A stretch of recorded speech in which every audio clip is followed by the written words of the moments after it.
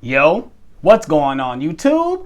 It's your boy Alex Thomas here, back with another video for you guys. Today, I'm gonna give you guys my thoughts and my sub-review of Stranger Things Season 5, Volume 1. I'm gonna talk about the first 4 episodes that was released on Netflix on November 26, 2025. They obviously right before Thanksgiving. I watched them. I didn't start them exactly at 8, but I started them a little bit late. I heard that Netflix crashed like 3 times during when it obviously released because everyone's watching at one time.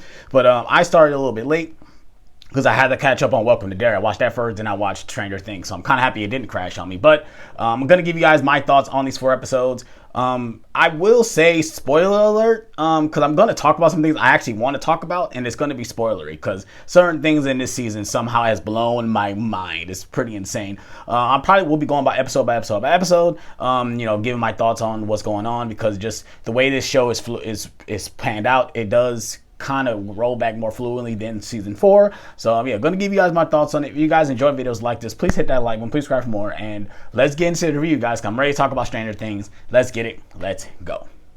Alright, you guys, like I said, this is my review on Stranger Things Season 5 episode Volume 1. It's crazy that we're on Season 5 of this show. I got obviously on there pretty late, but obviously I love this show. It's one of my favorite shows. I love Season 4, so I was very hyped for this season.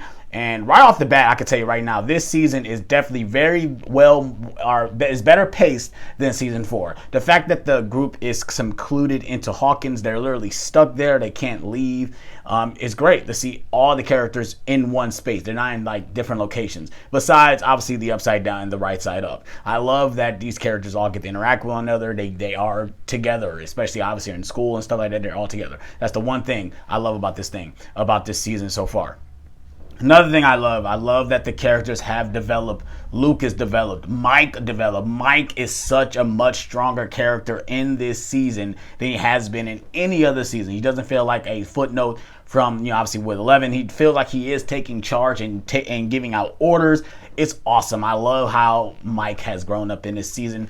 Obviously, Nancy, Jonathan, Robin, and Steve, they all have great chemistry with one another. I'll give some nitpicks between some of them characters in a little bit, but the one thing I love that all the characters feel like they advanced or gotten a little more mature. You definitely can tell, obviously, the actors have gotten older. They definitely feel older in this season. The relationships, man, I love all the relationships. The relationship between Hopper and 11, Hopper and Joyce, all the kids, interaction with one another is great. I'm so far, I'm loving the character work and the writing and the pacing of this season. Obviously, visually, it looks fantastic. It looks great on Netflix. It looks great. They definitely, obviously, the one thing obviously I got to give credit to, this season feels big but small at the same time. It does help that we are just in Hawkins. We're not in Russia and in California and in all these different places. We are in Hawkins, but it does feel big. Like obviously going within this first episode, there obviously some time has passed, and they've been out looking for Vecna. Even though they did what they did to Vecna at the end, they don't believe he's dead. They're out looking for him. They're doing these things called crawls, and they're literally going into the Upside Down and looking for him. We find out that the government actually has made a facility in the Upside Down, trying to figure out what's going on with the Upside Down, which I love that. I love that they actually have a base in the Upside Down. It's great. I love that, just everything about it so far is blown my mind. Let me go ahead and get into some nitpicks. I'm really not enjoying the back and forth between Jonathan and Steve, obviously over Nancy. I'm kind of sick over this. I kind of wish Steve would just move on. I kind of wish this whole thing would move on. I want Jonathan and Nancy to work things out. I don't want him to end up with Steve. Well, I don't want Nancy to end up with Steve. I don't want that. I want Steve to get his own person. Like, I know everyone is probably team Nancy and Steve, but I'm not. I want Jonathan and Nancy to work it out. And I guess everything with Dustin I'm liking, but not at the same time. He feels very distant from the group. Obviously, he's still upset over everything that happened with Eddie and how Eddie is being treated, and even Hellfire itself is being treated. He doesn't really like that, so it's making him kind of, rebel in some sort of way. And I don't know if I like that. I kind of want the old Dustin back, the one that is like on top of everything. He's very not on top of things in these first 4 episodes. let's go ahead and get into, like I said, talk about episode by episode. I love the way this first episode is structured. We're getting back with the gang, figuring out what's going on. We find out they are going into the Upside Down to, figure out what's going on in Vecna. Of course, things go haywire, and this crawl does not end well. Demogorgon's attack come into the right side up, and we find out they are attacking kids, and we find out that one of the kids is Holly Wheeler, which is Mike and Nancy's little sister, and she gets a much bigger role in this movie. She actually has lines and character development in this season, which is insane because she's been like a NPC throughout the entire other seasons. So we actually get to sit with this character and understand what's going on. She is somehow has some made up friend called Mr. Whatsit, and we find out that what's going on with that. And I kind of love what they go with that. Like I said, I'll talk about that a little bit later. But I love the way this first episode is structured. Going on to the next episode, obviously Holly gets taken. 11 goes into the Upside Down, and she runs into Hopper. And this is why I love the banter between Hopper and 11. We didn't really get much interaction with them because in each of the seasons that they were actually together, they weren't together. Hopper was in Russia, 11 was in California. Even in season 3, Hopper was doing his own thing with Joyce, and 11 was with the kids. So the fact that we get both of them together, it's awesome. I love their banter. I love their interaction. They definitely feel like, father-daughter interaction. I love it. 11 is definitely a much stronger character. She's trying to, really become a superhero, and you can feel that. She wants to do better. And I love that throughout this entire 4 episodes. I love that there's a little thing they finally figure out how to stop 11 is with sonar or like sonic blasts to kind of stop her from using her powers. I kind of like that, because it gives her a disadvantage. I love all that stuff. Everything with Will. Will is such a stronger character in this season. I love everything they're doing with Will. He's given a lot more screen time because obviously within the other seasons, he was another third wheel character who barely got anything to do. He was always the one that was possessed or he was missing or he's a third wheel. So in this one, he finally gets to step up and do things and take charge and talk back to his mother. Like, I'm tired of you treating me like a kid. I'm not a kid anymore. I can do things. I can give back to the party, and he does immensely. We'll talk about him later, what happens with him. But I love that he's getting his comeuppance in this season. Anything else I love before I get into actual spoilers, things I want to talk about? Linda Hamilton is a great addition to the cast. I love that we bring in another 80s God from another person that's beloved in the 80s bringing into the show. I think she's going to be bringing us more because she was in the season, but I wanted more from her. But we're going to get more, obviously, I think, within, other episodes. Anything else I want to talk about before I get into spoilers?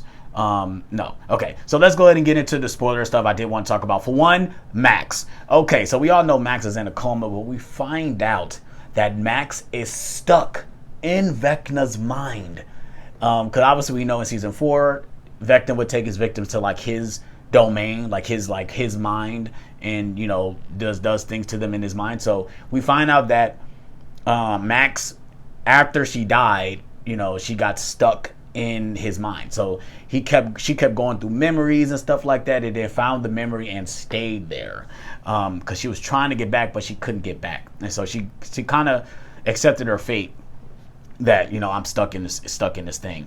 But it turns out when she see Holly in that place, she's like, oh, I got my way out now, because if you got here, that means I can get out. So now they have this little dynamic trying to figure out how to get out of Vecna's mind. Like I said, when it comes to Holly, we find out that Mr. Whatsit was actually Henry, was actually Vecna, tricking the kids to bring them in, into the Upside Down, aka his mind. So we find out that all the other kids, that he's actually targeting kids to bring them into the Upside Down, to bring them into his mind. For me, I guess to get stronger, but also to turn them and make them better, I guess, or something like that. I don't know. It's explained that he's taking the kids because they're weak and they're very easy influenced and stuff like that. And obviously we find out that's what he did to Will in the very first season. That's why he got taken, because Vecna's plan was to try to reshape the world, basically take over the world and destroy what we have now. like I said, I'm loving everything they're doing with that. Like I said, that very surprising when Max showed up. I'm like, okay, this is how they're going to connect Max into the season. Because I thought she was just going to be in a coma the whole time, and then she was going to probably come at the end of the season.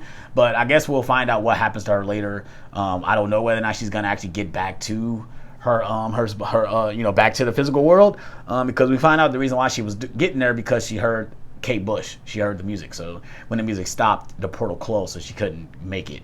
Like I said, I love everything they're doing with that. We find out that, with Will, man, like I think the most spoilery thing, obviously, with this is Will. So, like I said, we find out Will can actually see through the victims that Vecna is targeting, and also the Demogorgons that is attacking the kids. And it's like I said, everything with Will is kind of like he's the starring shine. He's the shining light of these episodes. He's still connected to the hive mind, but we find out that there's something he can do that's better, that when he taps into the hive mind. He can also spy on Vecna, but he also can do other things as well, like, find out what's going on, what he's doing next. And, of course, we get to the 4th episode, and it's all coming down to the wire. Demogorgons is coming out to attack all these soldiers, and everyone is dying left and right. Kids are getting taken away. Vecna shows up like a straight badass. Like, oh my god, Vecna looks awesome out here annihilating people. It's insane. Like, this show has gotten graphic. This should be definitely rated TVMA. This is not whatever it is. This is TVMA. This is rated R stuff, man. Because, man, it is insane what they are doing with Vecna and what the Demogorgons, what they be doing to these people. It's insane. But we find out that, Vecna's been planning all this all along, with Will. He takes all the kids away, and all the Demogorgons about to attack the party, and they stop in mid shape, like they stop in mid attack, and Will is controlling all the Demogorgons. He's stopping them in their tracks, and he literally unleashes the actual kill Vecna with all the Demogorgons in 3 different locations. It's insane. So now we find out that Will has abilities. He has powers. But I want to know, how does those powers affect? Is it only effective when he connects to the hive mind? Can he not do things like 11? We guess we'll find out within the other episodes. We also find out that the girl from season 2, 8, was hiding. They actually kidnapped her and kept her in the Upside Down. So she's been there for who knows how long, but she's been there. 11 finds her. So now we technically have 3 super abled beings that can go against Vecna. So we'll see what happens within the other episodes. Overall, I loved all 4 of these episodes. They're leaning between 5 out of 5 and 4.5 out of 5. With all the episodes going all 4. Episode 4 is definitely a 5 out of 5. I absolutely loved it.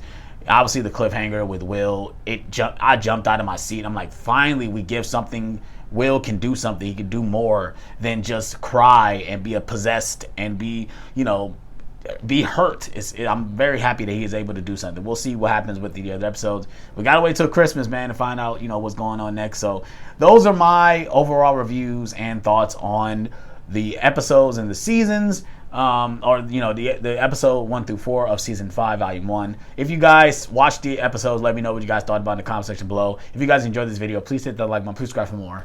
And I'm on this one, you guys. Peace out.